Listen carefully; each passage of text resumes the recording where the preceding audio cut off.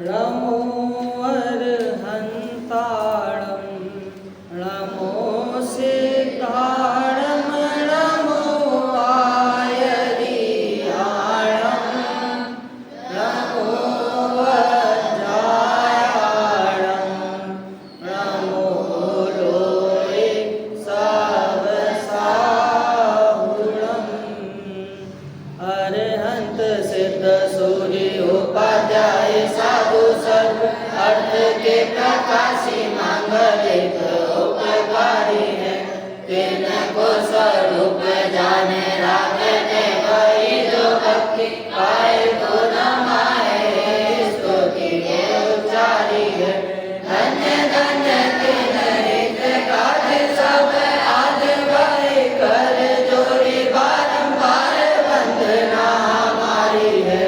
मंगल कल्याण सुख ऐसो हम चाहते हैं हो मेरी ऐसी दशा जैसी तुम्हारी है। हो मेरी ऐसी दशा जैसी तुम्हारी है। श्री जिन शासन गुरु नमो नानाविध सुखकार आत्महित उपदेश ते करे मंगलाचार। सोहजिन शासन में आत्मानुशासन शुद्ध जाकी दुख हारी सुखकारी सांची शासना। जाको गुण भद्र कर्ता गुण भद्र जाको जानी भद्र गुण धारी भव्य करत उपासना। ऐसे सारे शास्त्र को प्रकाशे अर्थ जीवनी को बने उपकार नाशे मिथ्या भ्रम वासना। ताते देश भाषा करी अर्थ को प्रकाश करे ताते मंद बुद्धि उगे उग अर्थ वासना। जाते मंद बुद्धि उगे उग अर्थ वासना। लक्ष्मी निवास निलयम विलीन विलयम निधाय रतिवीरम आत्मानुशासनमहं वक्षे मोक्षाय पाप्यानां। जो लक्ष्मी के निलय रूप उन अविनाशी प्रभु को उद्धार ग्रंथ रचो आत्मानुशासन भव्य जनों को है स्वीकार। कौन सा ग्रंथ है अपने बीच? आत्मानुशासन। कौन से आचार्य ने लिखा है? गुणभद्र आचार्य। कौन से आचार्य ने?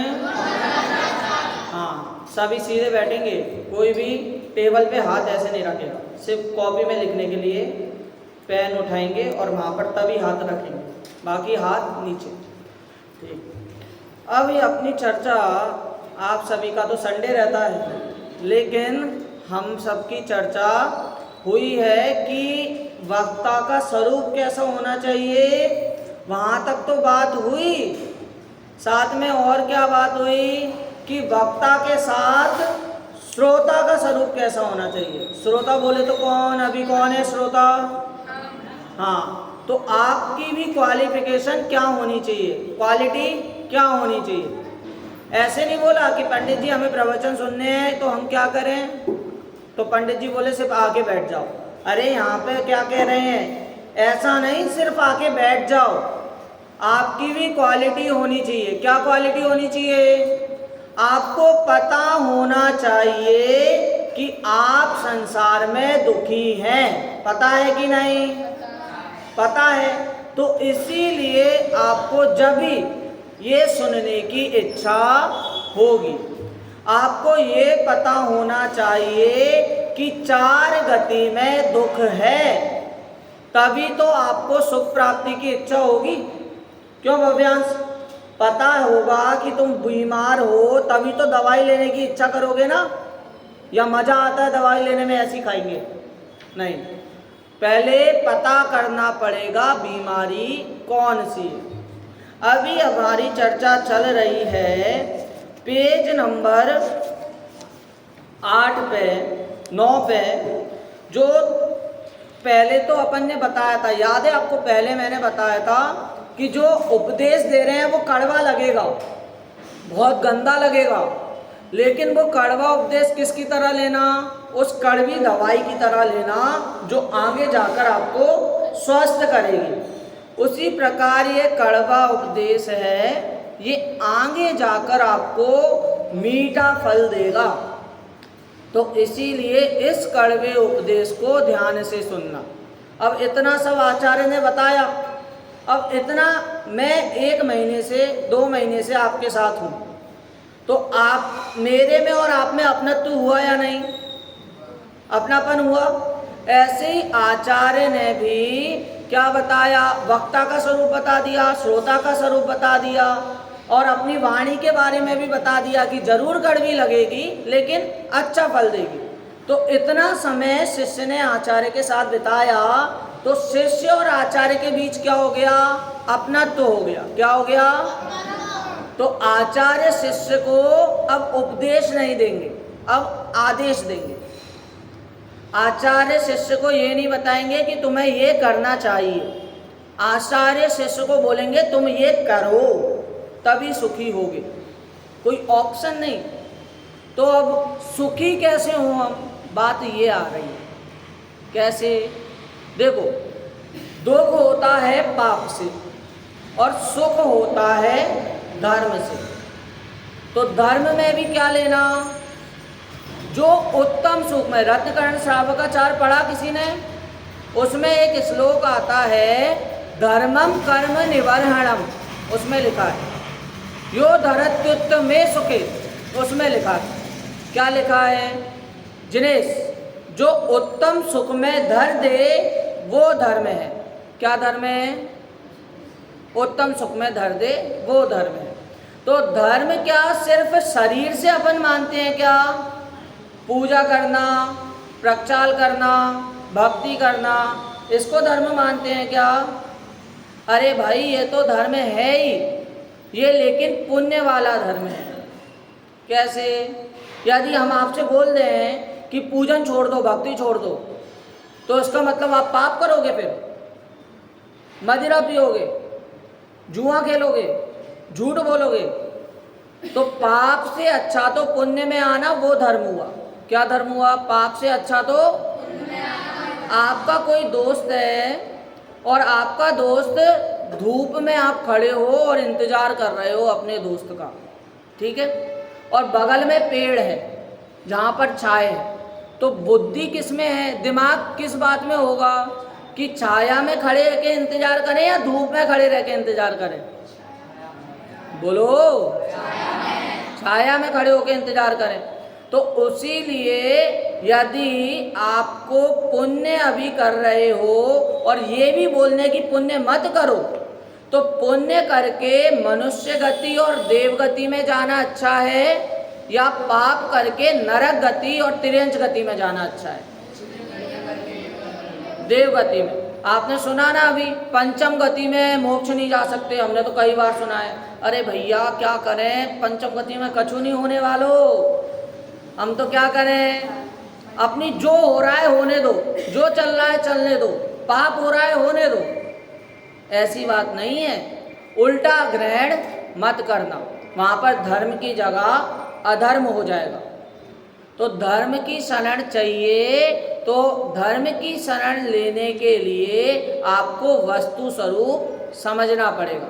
मैथ्स वगैरह भी करते हो तो उसमें मेथड समझते हो ना, हर एक सम की शॉर्ट मेथड होती है ना, जो भी हो तुम्हारी, पाइथागोरस की अलग मेथड होगी, स्क्वायर की अलग होगी, रेक्टेंगल की अलग होगी। तो उसी प्रकार यहाँ पर भी इसके टर्म्स अलग अलग होते हैं जैन धर्म के, ठीक है। तो यहाँ पर अब पुण्य में आए आप, ठीक है, पुण्य में आए। सम्यक चारित्र पता है आपको क्या होता है? सम्यक चारित्र पता है क्या होता है, बताओ? अच्छा आचरण। और कोई? हाँ, कौन ने बोला? अरे भाई हाथ तो उठाओ, दिखाई नहीं दे रहे। अच्छा, संकेत, हाँ, संकेत ने बोला अपनी आत्मा में ही लीनता वही चारित्र है, और हर्ष बोल रहा है कि सोना और झपकी लेना वही चारित्र है। नहीं, सीधे बैठो। हाँ, तो क्या कि आपने वो पढ़ा है 6 डाला में लिखा है आप रूप में लीन रहे थे सम्यक चारित्र सोई। तो जो आप में स्वयं में लीन होना वही चारित्र है। तो आप क्या बोलोगे कि अभी तो आपने ये भी तो सिखाया आचरण भी चारित्र है, मुनि आदि जो भी करते हैं वो भी चारित्र है, श्रावक यदि छान कर पानी पी रहा है वो भी चारित्र में आएगा। अरे भाई वो तो चारित्र है ही, लेकिन जो सम्यक दर्शन और सम्यक ज्ञान आपको हुआ है उसको अपनी आत्मा में उस प्रकार से आचरित करना वो सम्यक चारित्र वास्तविक है। व्यवहार तो आपको जो व्यवहार में उपदेश दे रहे हैं, व्यवहार बोले तो कि चारित्र ऐसे करना चाहिए, व्रत करना चाहिए, उपवास करना चाहिए, ये तो आपका वो जो फर्स्ट सेकंड क्लास की स्टेज होती है ना, third class, fourth class, fifth class, ये तो वो वाली क्लास है। अभी जो आपको बता रहे हैं ये 10th 12th आगे जाके ग्रेजुएट करना है, ये वाली बात बता रहे हैं। ठीक है, तो धीरे धीरे धीरे करके आपका पद बढ़ा रहे हैं। यहाँ पर अपनी चर्चा 9वें श्लोक पर चल रही है। 9वां श्लोक सभी देखेंगे, पेज नंबर 9 निकालो, उसमें 9वां श्लोक होगा, शार्दूल विक्रीडित श्लोक है। अपन पढ़ेंगे सर्वः प्रेप्सति ससुखाप्तिमचिरात् सा सर्वकर्मक्षयात्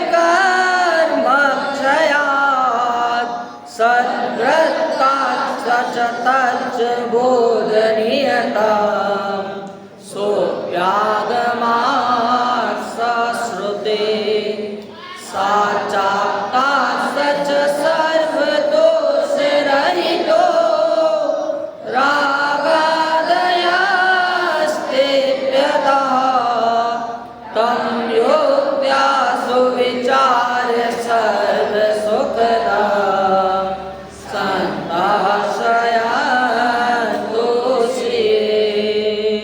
सभी ने पढ़ा? आया सभी को पढ़ना? कन्नड़ बुक का है, पीछे पीछे क्या कर रही है? आगे रखा करो ना बुक अपने पास। देखो एक बार मैं आपसे बुलवाता हूँ, सबको बोलना है एक एक शब्द। सर्वः प्रेप्सति सत्सुखा सत्सुख आप्तिमचिरात् सा सर्वकर्मक्षयात्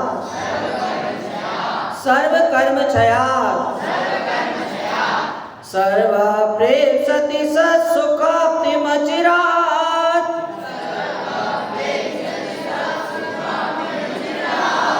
सा सर्वकर्मक्षयात्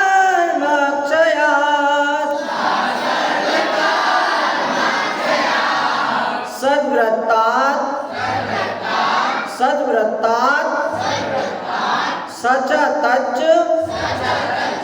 सच तच्च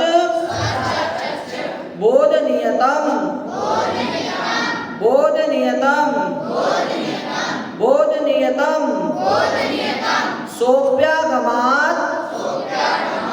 सोऽप्यागमात् साश्रुते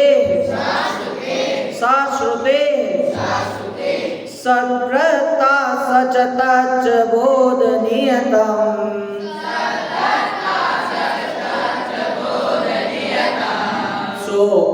सोऽप्यागमात् साश्रुते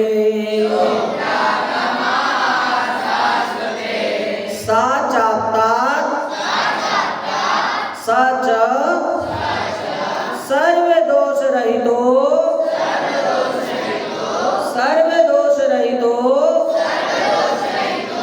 रागादयस्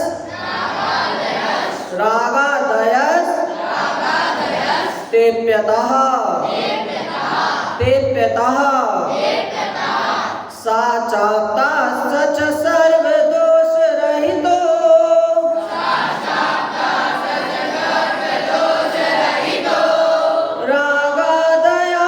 रागादयस्तेप्यतः तम युक्त्या सुविचारे सुविचार्य सर्व सुखदम सर्व सुखदम सर्व सुखदम संतः संतः श्रवण। कहाँ ध्यान है? यहाँ पे बोलो फिर से। तम युक्त्या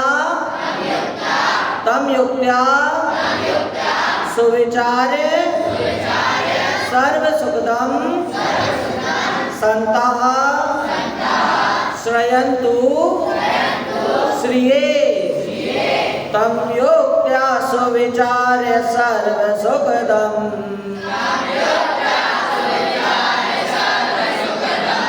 संतः श्रयन्तु श्रिये।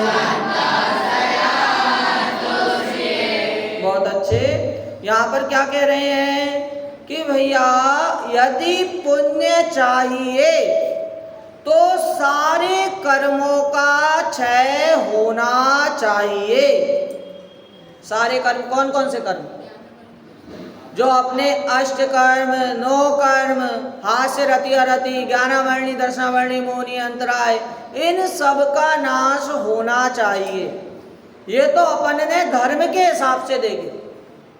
और ग्रामर पढ़ते हो? ग्रामर व्याकरण के हिसाब से कर्म का मतलब होता है कोई कार्य, कोई काम। सारे कामों का भी नाश कर देना, वहां पर पूर्ण सुखी हो गए अपन।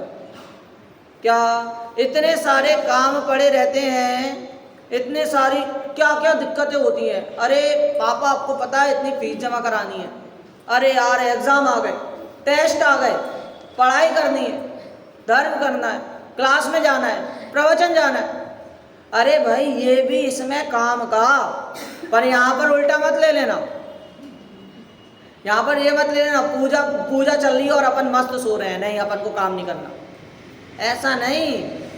यहाँ पर तो आपको ये लेना कि अभी तो हमारे लिए ये जरूरी है, तो अपने लेवल के हिसाब से जिस प्रकार का कर्म है उसको छूटता हुआ बता रहे हैं। दो प्रकार के मनुष्य होते हैं। कैसे मनुष्य? एक तो दूसरे के दोषों को देखकर उनको उलाहना देते हैं, निंदा करते हैं, कैसा आदमी है, ऐसे पाप कर रहा है।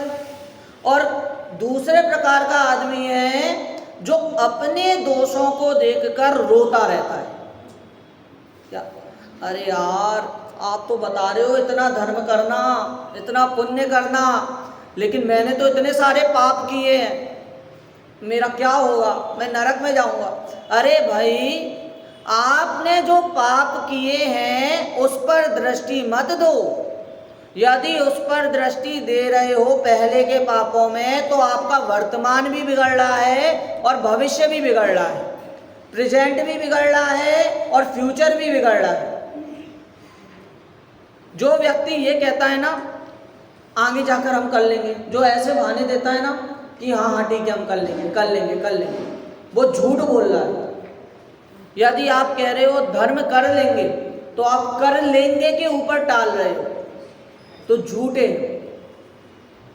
यदि आपका वर्तमान सुधर रहा है, कर रहे हैं, इस पे आ रहा है, तो वो वर्तमान सुधरेगा तो भविष्य सुधरेगा, समझे?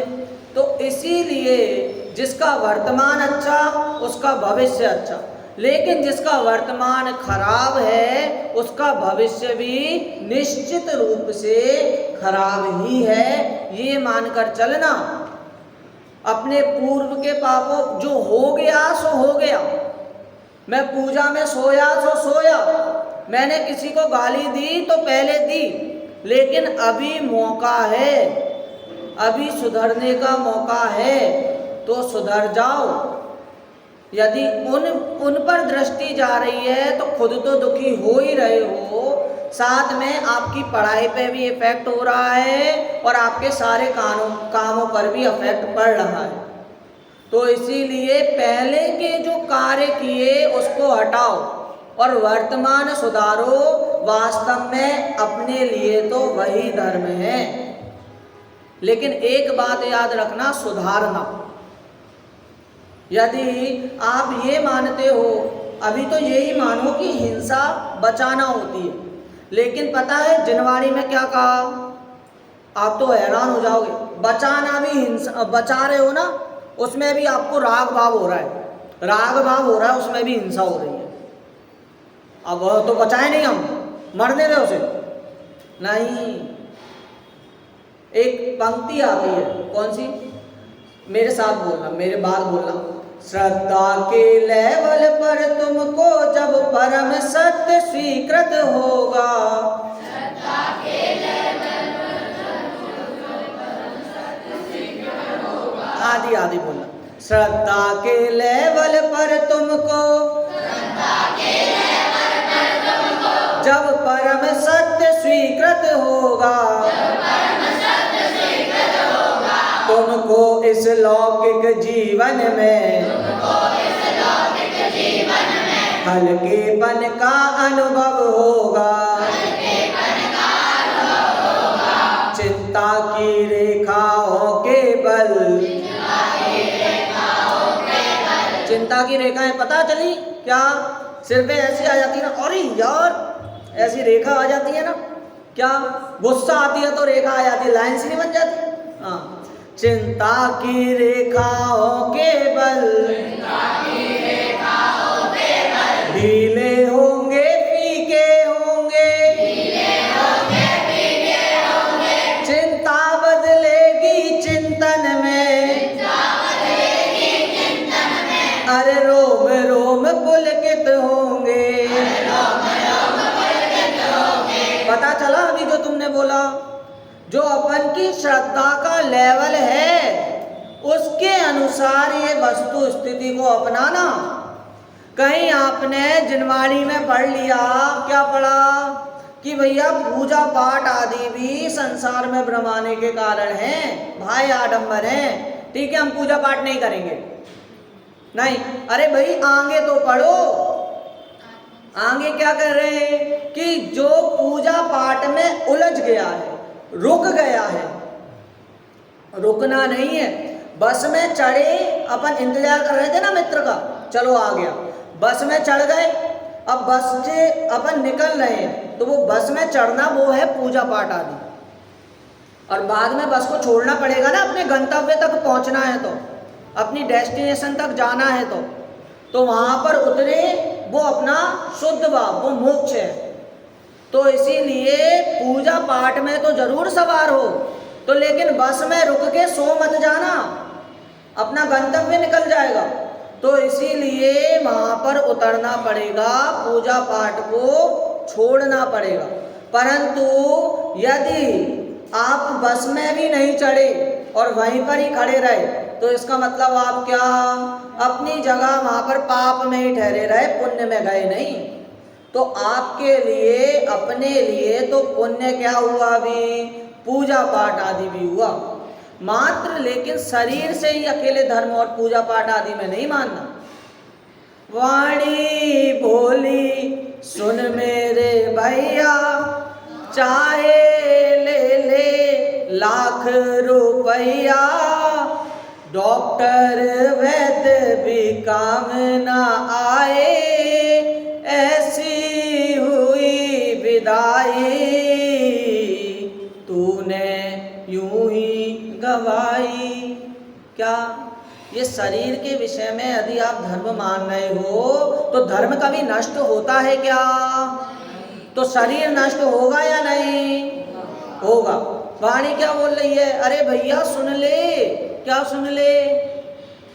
चाहे तू लाख रुपया ले ले, कौन को दे देते हैं अपन लाख रुपए? डॉक्टर को दे देते हैं, करोड़ों रुपए दे देते हैं। और यदि आयु उसकी हो तो ही सही होता है। कोरोना काल निकला अपने सामने, कितने अच्छे से अच्छे पैसे वाले खत्म हो गए और कितने बुरे से बुरे गरीब लोग बच गए। क्या इनके पूर्व पुण्य का उदय इतना था कि भैया वो बच गए, धर्म में उन्होंने अपना समय लगाया, इसलिए वो बच गए। अरे यहाँ तक कि आपको पता है पहले एक वो भूकंप आया था, कच्छ में एक भूकंप आया था। हाँ, और वहां पर सब कुछ तबाह हो गया, बड़ी से बड़ी बिल्डिंग तबाह हो गई, सब गिर गए, लेकिन मात्र जैन मंदिर था जो वो बचा रहा, और उसमें जो जैन मंदिर में लोग थे वो बचे रहे। बताइए, जो अच्छे सीमेंट के अल्ट्राटेक सीमेंट ले लो या चार जो इसी भी सीमेंट ले लो, अच्छी बिल्डिंग गिर गई वहां पे, लेकिन एकमात्र जैन मंदिर बचा रहा। क्यों? उसकी नींव अच्छी थी इसलिए? नहीं, पूर्व पुण्य का उदय था, धर्म था। ऐसे अपन के सामने कई उदाहरण देखने को आ सकते हैं। यदि आपके पूर्व के पुण्य के उदय को आप यदि धर्म में नहीं लगा रहे हो तो वो पुण्य उदय भी खत्म होने वाला है। पूर्व में जितना पैसा आपने जेब में भर लिया और कोई बिजनेस कोई धंधा नहीं कर रहे, मात्र उड़ाए जा रहे हो, तो वो पैसा खत्म होगा या नहीं? तो इसी प्रकार पूर्व का पुण्य का संचय भी खत्म हो जाएगा। आप बोलो मैंने तो इतने कांड किए तो भी मुझे आदर्श मिल गया। क्या इसका मतलब क्या हुआ? कि आपका वो पूर्व का पुण्य का उदय था, और यदि उस पुण्योदय को आपने धर्म में नहीं लगाया, झूठ में, चोरी में, कुशील में, मायाचारी में लगाया, तो वो पुण्य भी आपका खत्म हो जाएगा, और जो आदर्श मिला है उससे ज्यादा आपका अपमान होगा। इसीलिए पुण्य का उदय धर्म में लगाना बहुत जरूरी है, ये बात मानकर चलना। क्या बोलते हैं? वहां पर एक और पंक्ति आई, क्या? त्रस में आया नर्तन पाया, ये थी पुण्य कमाई, तूने यूं ही गवाई। त्रस में आया, मनुष्य भव पाया। कैसा मनुष्य भाव? पंचेंद्रिय मन सहित संगी होने के बाद भी यदि तुमने कुछ नहीं किया, ये तेरे पुण्य का उदय था। आप अपने आप को ऐसा मत समझना भाई मेरा कितना दुर्भाग्य है, मेरे एग्जाम में कम मार्क्स आते हैं, मेरा पढ़ाई में मन नहीं लगता। अरे भाई, आपका सबसे ज्यादा पुण्य का उदय है। क्या उदय है? कि भैया हमने इतने पुण्य किए होंगे कि हम मनुष्य भव में आए, और मनुष्य भव में भी जैन कुल पाया। जैन कुल में भी कहाँ पर अपन ये सदवृत्ति कर रहे हैं, सद आचरण कर रहे हैं, सद समागम मिल रहा है, तो अपन से ज्यादा पुण्य का उदय और किसी का, मतलब सबसे ज्यादा पुण्य का उदय अपना समझना। और यदि यहाँ पर आकर मायाचारी की गलत काम किया तो वो आपका पुण्य का उदय भी खत्म हो जाएगा। तो इसीलिए जितना पुण्य, क्या बोलते हैं, बट रहा रे, ज्ञान का खजाना बट रहा रे। यदि इसको नहीं लिया तो पक्का आपका ज्ञान भी अज्ञान में परिवर्तित हो जाएगा। इसीलिए अपने ज्ञान से, अपनी बुद्धि से, अपने विवेक से इस धर्म साधन में लगना चाहिए। आगे अपन ने इतना सब तो पढ़ लिया कर्म 6 के उसमें, लेकिन कर्म 6 से क्या होता है? देखो, हमारी चर्चा हो गई, आपके लिए स्टेप बाय स्टेप करते हैं। कर्म 6 करना है, कर्म का नाश करना। ध्यान से सुनना, मैं पूछूंगा।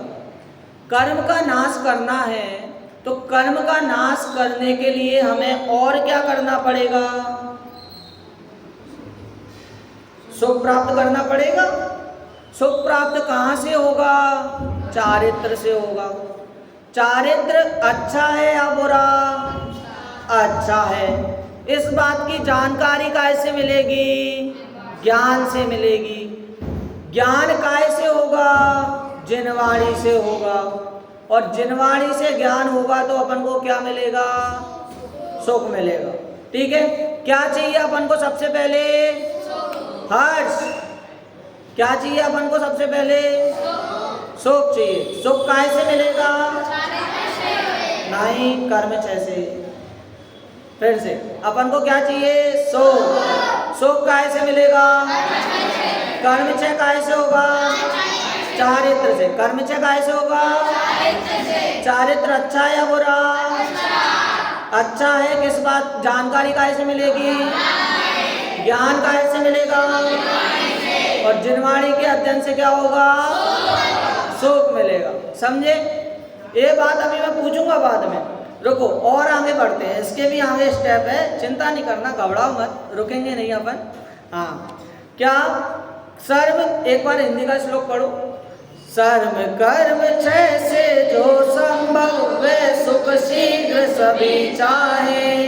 कर्म क्षय सम्यक चारित से, चारित ज्ञान से अवगाहे। आगम श्रुति से श्रुति आप्त से, आप्त रहित सब दोषों से। अतः युक्ति से कर विचार, सत्पुरुष सुखद जिन शरण गए। ठीक है, अभी तो यहाँ पर रुको कि अपन को जिनवाणी से सुख मिलेगा। अब वो जिनवाणी कैसी है, कहाँ से आई है? जिनेंद्र भगवान से आई है। तो वो आगम श्रुति से, आगम मतलब होता है आना, गम मतलब होता है जाना। संस्कृत में ये धातु होती हैं गम और आगम। आगम मतलब आना, गम मतलब जाना। तो कैसे आया है? जो श्रुति अपने पास आई है, जिनेंद्र भगवान द्वारा आई है, तो वो आगम। ठीक है, आगम श्रुति से, श्रुति आप्त से, और वो जिनवाणी कहाँ से आई? आप्त से, मतलब भगवान से, अनंत परमेष्टि से, सिद्ध परमेष्टि से भी आई है ना? सही बोल रहा हूं? नहीं, क्यों? उपदेश नहीं देते, इसीलिए अपन को आप्त में लेना है अनंत परमेष्टि। ठीक है, आप्त से आई, और फिर उसके बाद आप्त वो कैसे हैं? सभी दोषों से सहित हैं। अच्छा, रहित है। ठीक है, सभी दोषों से रहित है। तो ऐसे करके अपने पास जिनवाणी आई, और फिर इसके बाद अतः युक्ति से कर विचार, सत्पुरुष सुखद जिन शरण गए।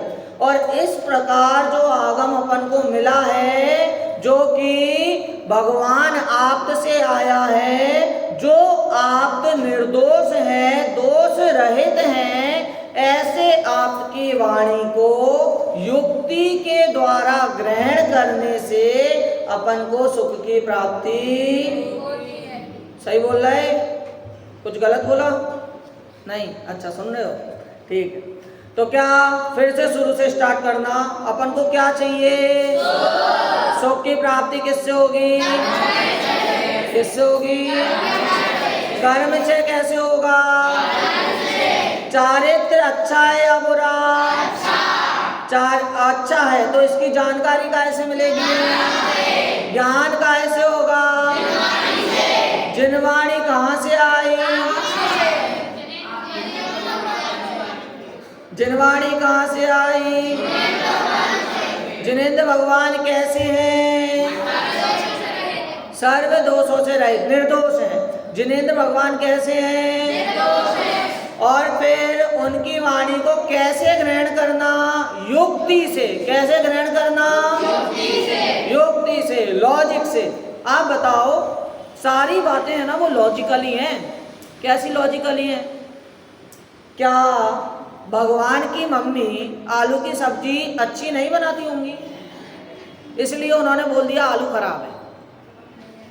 सही है? नहीं। क्यों? क्योंकि आलू में अनंतानंत जीव होते हैं तो होते हैं। अब इसमें भी थोड़ा थोड़ा उन्होंने जो प्रमाण मिल सकते हैं अपन को जिनवाणी में, आगम में, वो दिए भी हैं कि सुई के नोक के बराबर लो तो अनंत जीव आते हैं। अपन उसमें अभी नहीं उलझ रहे। इस प्रकार जो भी बात कही है, अच्छा पानी छानकर क्यों पीना चाहिए? क्योंकि जीव होती। तो इसी प्रकार ये भी बोला, युक्ति में ये भी लेना। क्या लेना? कि णमोकार मंत्र भक्तामर स्तोत्र का पाठ मात्र संकट भगाने के लिए नहीं है, स्वस्थ होने के लिए नहीं है। उनका पाठ भी क्यों करते हैं? णमोकार मंत्र की महिमा कहते हैं अपन। महिमा मतलब होता है इम्पोर्टेंस, कि णमोकार मंत्र की क्या इम्पोर्टेंस है।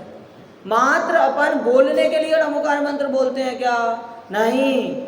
क्यों बोलते हैं? ऐसो पंच नमो यारो सब पावक मंगलारम च परम होई, इसीलिए णमुकार मंत्र बोलते हैं। तो इसीलिए हर बात को युक्ति से लेना, और वो युक्ति कहाँ से आएगी अपने पास? परीक्षा करके। समंत भद्राचार्य देव हैं, उन्होंने भगवान की भी परीक्षा की। कैसे? भगवान को पेपर दे दिया, पेन दे दिया और लिखने बैठो, ऐसे नहीं। कैसे की परीक्षा? कि भैया ये सब जो हो रहे हैं ना आपके सामने, चवल लगे हैं, इतने सारे देव आपके पास भीड़ लेके आ रहे हैं। यस, मुझे चेहरा ही दिख रहा तुम्हारा, सीधे बैठो। हाँ, तो इतने सारे देव अपने पास आ रहे, उनके पास आ रहे हैं, और इतनी भीड़ लगी है, इतने नगाड़े बज रहे हैं, दुंदुभियाँ बज रही हैं, आकाश में गमन कर रहे हैं। ये सब तो आपको जादूगरों के देखने में भी आ जाएगा। आएगा या नहीं? जादूगर के पास भीड़ नहीं आती क्या? आती है। उसकी सब वाह नहीं करते क्या? वाह वाह क्या बात है, वाह, एक और एक और एक और करते ना। तो ऐसे ही जादूगरों के देखने में सब कुछ आ जाएगा। लेकिन मैं आपकी स्तुति, आपकी वंदना, आपके सामने प्रणाम क्यों कर रहा हूँ, नमस्कार क्यों दे रहा हूँ? क्योंकि आप में वीतरागता, सर्वज्ञता और हितोपदेशिता है। तो इसी प्रकार हर एक चीज की परीक्षा करना, ये तो है कि अपने जो भी श्रेष्ठी हैं, जो भी प्रभुत्व आप जिसको मानते हो, उनकी बात मान लेना, परंतु परीक्षा करके मानना उनकी भी। परीक्षा किस लिए करना? एक बार मैं परीक्षा कर लूँ फिर इनको बताऊंगा ये गलत बोल रहे थे, इसलिए नहीं। परीक्षा करना अपने लिए, स्वयं के लिए, स्वयं को अच्छे मार्क्स देने के लिए, स्वयं का आचरण करने के लिए कि भाई ये परीक्षा मेरे लिए सही है। चलो एक और बार मैं बुलवाता हूँ आपको, फिर से बोलना, स्टेप बाय स्टेप। अब तुम ही बोलो, क्या चाहिए? कैसे मिलेगा? कैसे मिलेगा? कर्म चय कैसे होगा? कर्म चय कैसे होगा? अच्छा या बुरा? अच्छा या बुरा? बुरा है। अच्छा, चलो, अच्छा या बुरा? कैसे पता चलेगा? ज्ञान कैसे होगा? जिनवाणी कहाँ से आई? जिनेंद्र भगवान से। जिनवाणी कहाँ से आई? जिनेंद्र भगवान कैसे हैं? निर्दोष बोल दो एक शब्द में, कंफ्यूज मत हो। जिनवाणी, वो जिनेंद्र भगवान कैसे हैं? निर्दोष है। और उनकी वाणी अपन को कैसे ग्रहण कर दी? युक्ति से। अब आप बोलो हम जिनेंद्र भगवान की वाणी क्यों ग्रहण करें? कुछ स्पेशलिटी बताओ, ऐसी थोड़ी ना हम ग्रहण कर लेंगे। अरे भाई स्पेशलिटी तुम बोल सके अपने मुंह से क्या? कि वो निर्दोष है। आप कोई यहाँ पर आए और यहाँ पर खुद तो मायाचारी करे, खुद चोरी करे, तो वहाँ पर आप उसकी बात मानोगे क्या? वो बोलेगा बेटा तुम चोरी मत किया करो, पाप होता है, मायाचारी मत किया करो। अरे जान दो, हमें पता तुम कैसे, यही बोलोगे ना। तो इसीलिए जिनेंद्र भगवान निर्दोष हैं, इसीलिए उनकी वाणी को अपन को युक्ति से मानना पड़ेगा। यदि कोई पागल आपके सामने कह दे कि मेरे भाइयों और बहनों आज से नोटबंदी है, तो मानोगे उस पागल की बात? नहीं।